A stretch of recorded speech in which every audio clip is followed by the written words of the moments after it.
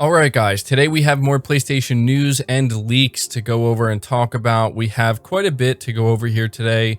Some things I think you guys are going to be very interested in and maybe even find slightly entertaining because of the reaction that some of this stuff has garnered recently. But yeah, before we dive into it, make sure you hit the like button to help the video out and hit the subscribe button as well if you're new here to the channel. But we're starting here with PlayStation Plus Video Pass apparently leaking out. Now, based off of this leak, it seems highly likely this is something that will actually be announced tomorrow.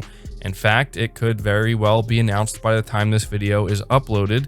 But let's go over the information here. This is reading from VGC.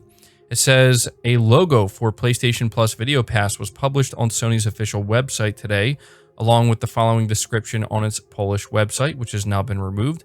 It says a new benefit available for a limited time on PlayStation Plus. PS Plus Video Pass is a trial service that's active between April 22nd, 2021 and April 22nd, 2022. The subscription benefit is available to PS Plus users in Poland. It's not clear if the listing is describing a global or local service, but we have requested clarification from Sony Interactive Entertainment. Last month, Sony announced that the PlayStation Store would stop offering TV and movie content for purchase or rental later this year.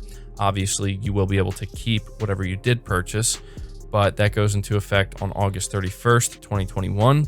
It could be that the platform holder is looking to increase the value of its paid subscription service in the midst of strong competition from Xbox Game Pass by rolling some video offerings into PS Plus. Crucially, the 3 movies featured on PlayStation.com's now removed website banner, Venom, Bloodshot, and Zombieland, are all produced by Sony's own movie business. And so to me, this is something that actually does make a lot of sense for Sony to be doing.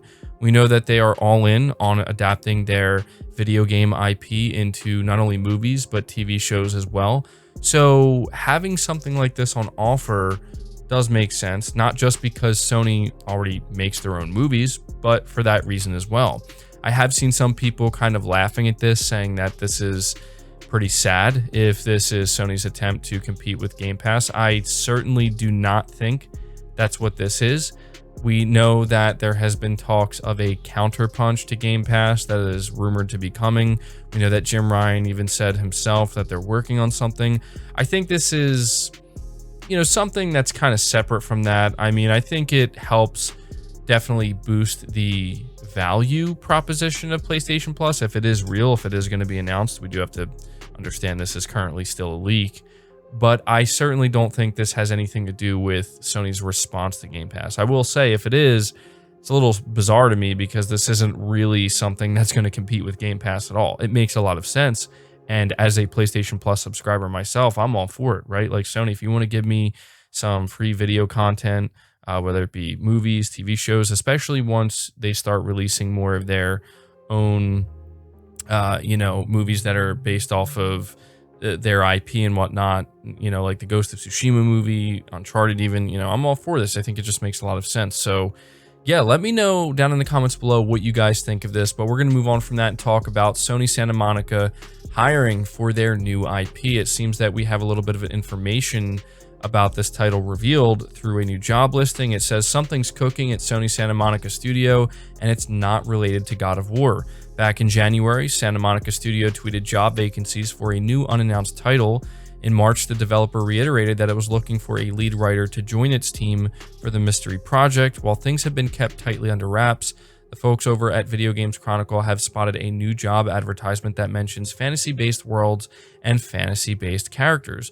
A description for a senior character concept artist states that the incumbent must develop and maintain strong creative and collaborative partnerships across subject areas to help further develop the in-game characters, visual language, and rule sets for the fantasy-based worlds. One of the requirements of the position is to possess strong design skills with the ability to render realistic, believable fantasy-based characters, creatures, and props using contemporary industry standard tools and techniques.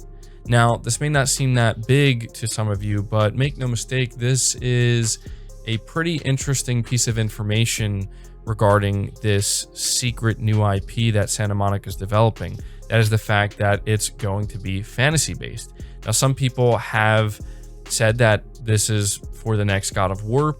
I'm not ruling that out entirely, but I will say that it seems Santa Monica Studio would be going out of their way to be very misleading with their wording, using the wording of a new unannounced title, because last time I checked, the next God of War was announced. Yes, we don't have the official title yet, but it was announced nonetheless. Now it seems very likely that Cory Barlog is the one that's heading up this new project, and you know, it's going to be a new AAA IP coming out of Santa Monica Studio. And considering, you know, the praise that the last God of War has received, and you know, the expectation for the next God of War, I think that whatever they're going to do here, it's going to be very, very big, and it is going to be fantasy based. So I'm really excited to learn more about this game. I think we're going to slowly over time start to hear a little bit more about it here and there if you're paying attention, kind of like we are right now, but it's probably going to be quite some time before this game is revealed to us, let alone released. But even if this game doesn't come till the end of the PlayStation 5 generation, I think it's going to be incredible. Thinking about what Santa Monica Studio can do with the PS5 hardware once it's like kind of been in their hands for many years, that's an exciting thing. But we're going to move right along here and talk more about the upcoming PlayStation 5 exclusive Returnal. As it turns out, this game is not only going to be running at 4K 60 frames per second, but it's going to be doing so with ray tracing enabled. So it says here, reading from PlayStation Universe, Housemarque's Returnal is quite a looker. That much is obvious from all of the screenshots. However, the game is capable of some impressive feats even when running with ray tracing enabled, performing at 4K 60 frames per second. That's at least according to PlayStation Portugal's Modo PlayStation Show, as noted by Twitter user Heisen Reborn. And so this individual, Heisen Reborn on Twitter, seems to have caught this, and I think it went mostly under the radar, but it does seemingly clarify that this game is running at 4K 60 frames per second with ray tracing enabled. Now, obviously, there's limitations to the PlayStation 5, so it's not like it's going to be everything maxed out. Like, we don't know if this is going to be native 4K or if it's going to be like a upscaled 4K. We don't know how intense the ray tracing is, but I will tell you this, based off of everything I've seen of Returnal so far, I think it looks incredible. Since the time it was revealed, I was kind of shocked to see what Housemarque was doing, because they're a smaller studio, right? They're known to make smaller games. And when I saw the visual and graphical quality of this game once it was revealed, to me it was like, okay, this is a AAA game just based off of how it looks, right? And everything else I'm seeing about it does tell me it's going to be AAA. But we're going to have to see just like how much is really there, how much is really on offer. Does it justify that $70 price tag? That, I think, is the unknown quantity here. But nonetheless, I think we can all agree that from a visual perspective, it looks really good, right? All the particle effects, even just like the atmosphere, the levels, it all looks really good. It looks like it's all coming together really well. And I'm excited, man. I'm excited for Returnal, in case you guys can't tell. So I just wanted to update you and let you know that apparently Returnal runs at 4K 60 with ray tracing enabled on the PS5. But we're going to end this video with a very, very interesting topic. I came across this article from Push Square, and it reads, "No, Sony didn't pay for performance parity in Resident Evil Village on PS5 and PS4. Don't believe everything you read." So let's go over what Push Square is talking about here. Leaked legal documents published online as part of the ongoing Capcom leak have started yet another social media storm, as non-lawyers misunderstand the language and share their interpretations online. A clause in Sony's marketing contract for Resident Evil Village mentions that each version of the game available on PlayStation platforms must maintain content, feature, and technical parity, subject to any material platform limitations, with any equivalent version of the game or DLC released on any other competitive platform or PC/mobile platform. Some people on Twitter and enthusiast forums have taken this to mean that PlayStation has paid to ensure the title performs identically across all platforms, but that's not true. In fact, this is just bog standard legal language that stipulates Capcom can't add exclusive features to Resident Evil Village on any other platform if they're not present on PlayStation 5 and PlayStation 4, which obviously makes sense given the context of the document. Similar language can be observed in a comparable Microsoft contract, and they actually link that. So letting you know that this is nothing new, first of all, and it's also something that Microsoft partakes in. It's something they've been doing for many years now, both Sony and Microsoft. This is the second time in many days that social media has been outraged by a leaked document it doesn't understand. Earlier in the week, it was widely reported that PlayStation had paid to delay the PC version of Monster Hunter World and was responsible for the release's lack of cross-save and cross-play. That information was misunderstood before being shared and has since been clarified by the proliferator. Another example of why you shouldn't believe everything you read on the internet. With regards to platform parity, it's absurd that people would even think such a thing to begin with. Sony's corporate mitts are all over Marvel's Avengers, but that game has a lower overall resolution on PS5 than, for example, the Xbox Series X.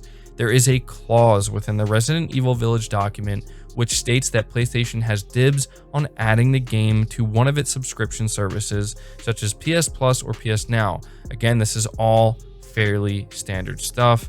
And the marketing arrangement also means PS5 and PS4 players have been able to play the title's demo first. Shocker. So, yeah, I wanted to be sure to read all of this because I think that Push Square did a really good job here, kind of just shutting this down. This is all normal practice here, okay? So, if you want further clarification, we have Daniel Ahmad over on Twitter. And he says he's been getting a ton of questions about this. So here's another clarification on the Sony/Capcom marketing deal contract. The part about technical parity is being misinterpreted. It's also not related to the marketing part.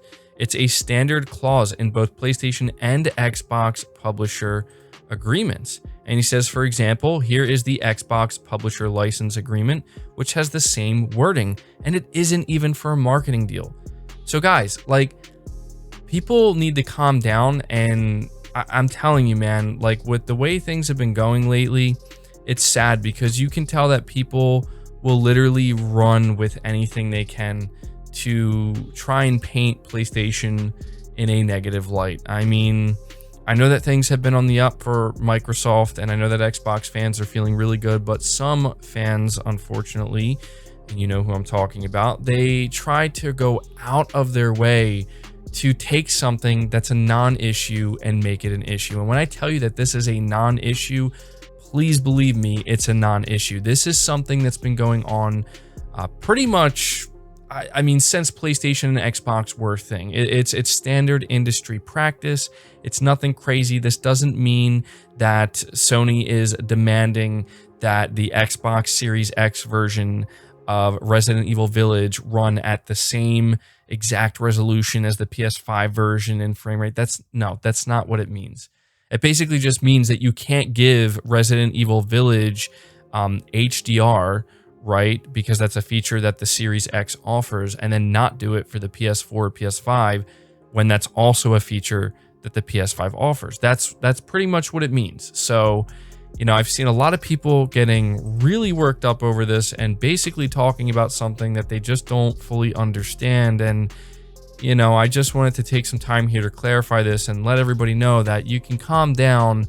You know, this isn't Sony paying to, you know, to pretty much hold back the version, you know, Xbox versions of these games or whatever, or PC versions. That's not what's going on here. So anyway, that's going to do it for the video, guys. I hope you did enjoy it. I hope you did find it informative. Be sure to leave your thoughts down in the comments below. Leave it a like, subscribe if you're new, hit the bell notification icon, and feel free to share this video out on top of all that. But until next time, guys, take care.